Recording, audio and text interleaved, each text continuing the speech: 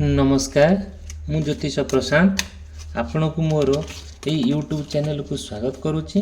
चलतु देखा आज आपणकर जो दैनंदिन जीवन रे जहाँ जहाँ समस्या देकी गति करुँच से समस्या केमिति आपण धीरे धीरे ये जो आम मीन संक्रांति आसूची आमर यहाँ कंप्लीट भाव टाइमलेस रिडिंग जो मीन संक्रांति आसूची मार्च 15 रे सेठू आपण भाग्य गोटे बड़ परिवर्तन सेठू आपणकर शुभ समय आरंभ होची। से शुभ समय ठारू आपण जीवन गोटे विराट परिवर्तन आसीबो जोटा कि आपण जिते समस्या देखी गति करुच से समस्या केमिति पूरा आराम रे मुक्ति पाइकी गोटे सुंदर जीवन यापन करेंगे।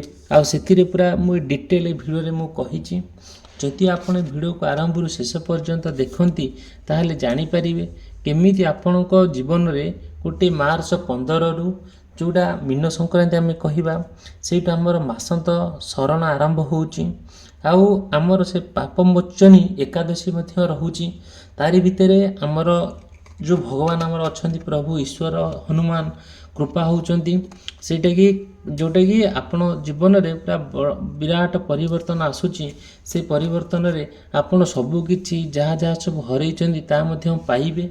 आउ स्पेशल एतिकी कहबी जदिओ जानवाक चाहूँगी कौन आप भाग्य अच्छी कौन कहीं आपणकर बार बार असुविधार सम्मुखीन होउचंती आपण को जानी जानी कि आपण को सब लोक मैंने असुविधार पकाउचंती आउ माने तार कारण कौन उद्देश्य कौन मु कहबी मोर जदि भी मोर चैनल को आप देखुचंती मो वीडियो को आप देखुचंती ताले आरंभ रू शेष पर्यंत देखिले जानीपर गोटे कनक्लूजन पॉइंट रे पहुँचे आउ से यही भिडियोटी आपण जीवन में माने आपण को हेल्प करिवो जोटा साहाय्य करिवो केमिति आपण जो जो जो समय देके आपण जो बेला खराब पड़ुची आउ कौन कौन आपण असुविधार सम्मुखीन होउचंती आपण जहाँ चाहिए करिया पई टे कष्ट होउची आपण जहाँ भावुचंती ता हेई पारुनी आपण जहाँ करने को चाहूँगी आगू जावाई चाहूँगी आपण किए घेरला भाया लगुच किए पछकरू टाणी धरला भाया लगुच आउ एमती आपको फिल होची आउ केमिति आपन को सही प्रभु ईश्वरंकर कृपा सही प्रभु हनुमानकर आशीर्वाद अच्छी जोटा कि आपण ये जो मीन संक्रांति पर ठारू ए मार्च 15 ठारू आपणकर गोटे विराट परिवर्तन आसूची आपण जीवन में गोटे शुभ समय आसूची आपण जीवन में जोटा कि आपण कंप्लीटली भाव में गोटे लक्ष्य स्थल में आप पहुँची पारे जदिओ भी सेमती किसी समस्या देखा जाउची कि आपण दैनंदिन जीवन में कौन जानवाक चाहूँगी कि कौन से एक विपद मुक्त होगापी जदि आपण ये बार बार आपण से सब बाट दे जाउचंती आपण मते कांटेक्ट करिवे मोर कांटेक्ट नंबर देइची स्क्रीन रे चली डिस्क्रिप्शन बॉक्स रे अच्छी मते आपण कांटेक्ट करले मोर पर्सनल रीडिंग माध्यम रे आपण कंप्लीट भाव में मु आपण को हेल्प करिवे। चलतु आज देखा आउ जदिओ आपणकर किंबा आपणक पार्टनरंकर हो किंबा आपणकर माने रिलेटिव मानकर हो किंबा आपणक परिवार सदस्य मानकर हो ये कौन कौन ना मेष राशि वृष राशि मिथुन राशि कर्कट राशि सिंह राशि कन्या राशि तुला राशि बिछा राशि धनु राशि मकर राशि कुंभ राशि एवं मीन राशि होता है। बहुत गुड़े कथा आपण सहित कि परिवार लोक सदस्य सहित कि पुओ झी हूँ कि पार्टनर हूँ कि जी भी माने जी भी जनकर जी यही राशि होता है बहुत गुड़े कथा सहित कनेक्ट हो पारे मे भी न हो पारे जदि भी सेमती किसी अच्छी आपणकर असुविधा दे गति करूँगी मोटू आप पर्सनल रीडिंग नहीं पारे किसी भी प्रोब्लेम ना मत कंटाक्ट करेंगे मोर कंटाक्ट नंबर देती मेसेज करेंगे कि कॉल करें। देखो स्पेशली आमर जो ये भिडियोटी मुझे करी आपणकर जो मीन संक्रांति आसूची मार्च 15 ठारू आपणक जीवन में गोटे शुभ समय आरंभ होची गोटे अशुभ समय फेरी जाऊँगी शुभ समय आसूची आ गोटे जीवन में गोटे विराट परिवर्तन आसूची जोटा कि स्वतंत्र भाव में प्रभु हनुमानकर कृपा रोची आउ ईश्वरंकर कृपा रोची जोटा कि आपन देखिले आपन जानी पारिबे भिडियो रे कौन कौन मु कहबाकू चाहूँगी आपन जीवन में कौन बड़ परिवर्तन आसूची आपण माने जानिथिबे। देखंतु कौन जानवाक चाहूँगी आपण जो स्वतंत्र भाव में गोटे इंडिपेंडेंटली रहिबे जी आपन को डोमिनेट करके रखुचंती आउ जी आपन को निंदा करूचंती अपवाद होउचंती किंबा କୌଣସି କାର୍ଯ୍ୟ କରିକି ବିଫଳ ହେଉଛନ୍ତି, ବାର ବାର ଗୋଟେ କାର୍ଯ୍ୟ କରିବାକୁ ଯାଉଛନ୍ତି, ଆପଣଙ୍କୁ କିଏ ପଛରୁ ଟାଣି ଧରୁଛି, ଏହିସବୁ ବାବଦରୁ ଆପଣ ଆରାମରେ ପୁରା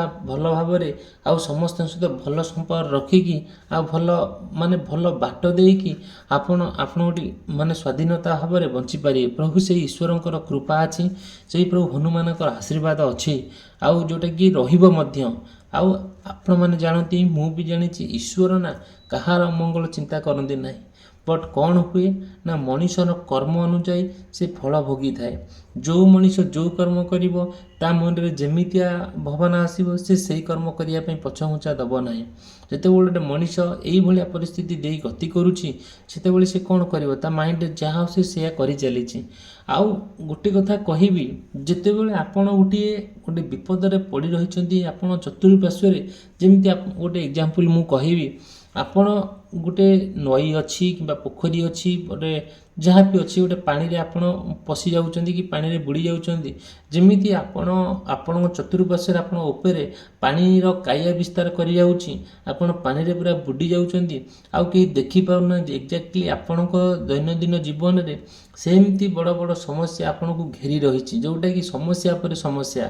ଆପଣ ଭଲ ସମୟ ଆପଣ ଖୋଜି ପାଉନାହାନ୍ତି।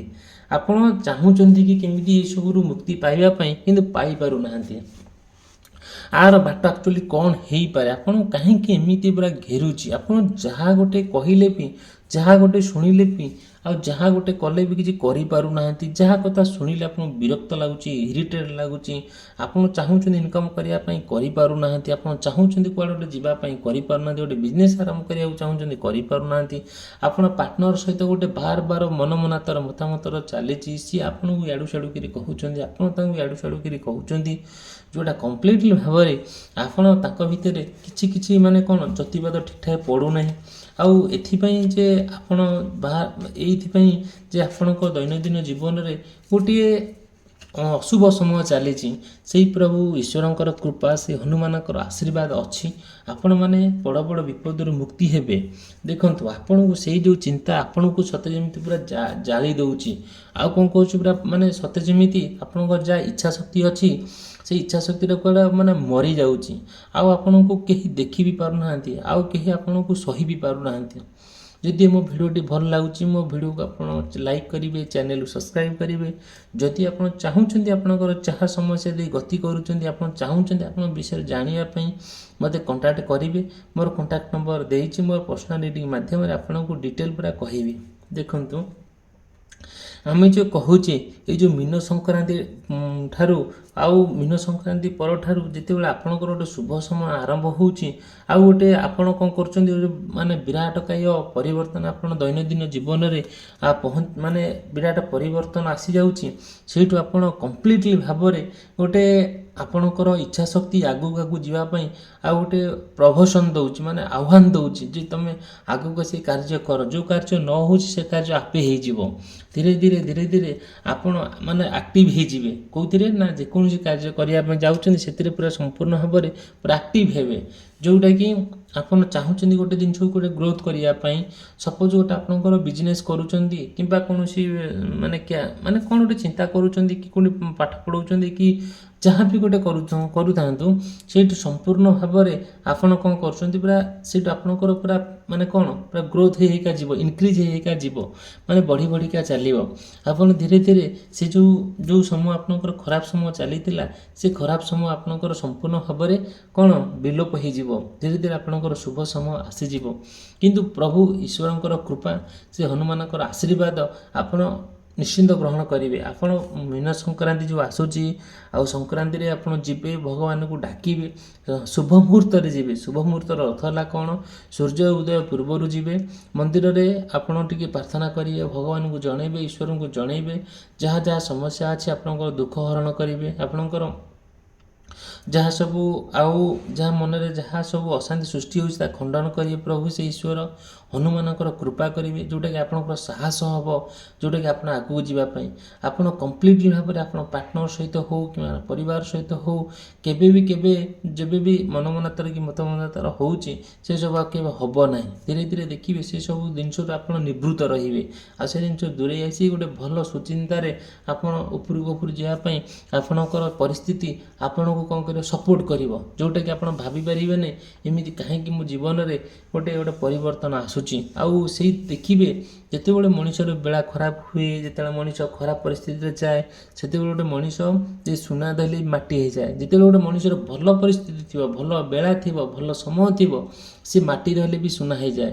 ଏକ୍ଜାକ୍ଟଲି ଆପଣଙ୍କ ଜୀବନରେ ସେମିତି ହେଉଛି। ଠିକ୍ ଅଛି, ଆପଣ ଚାହୁଁଛନ୍ତି ସେସବୁ ଆଗକୁ ଯିବା ପାଇଁ, ଆପଣ ଯାଆନ୍ତୁ ହେଲା। ସେଇ ଭଗବାନଙ୍କ ଆଶୀର୍ବାଦ ଅଛି, ଭଗବାନଙ୍କର କୃପା ଅଛି।